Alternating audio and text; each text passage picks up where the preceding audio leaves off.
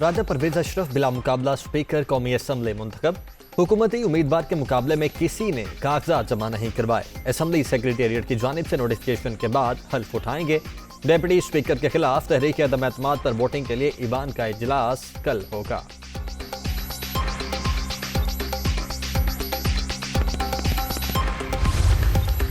PTI foreign funding case की समाअत रोजाना की बुनियाद पर होगी। इलेक्शन कमीशन का बड़ा फैसला। इस्लामाबाद हाईकोर्ट के अहकामात की रोशनी में केस 30 रोज के अंदर निपटाया जाएगा।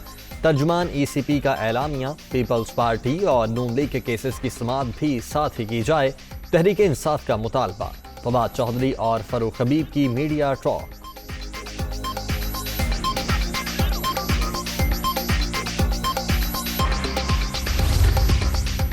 और कहते हैं घड़ी मिली तो बेच दी, फिर क्या हुआ?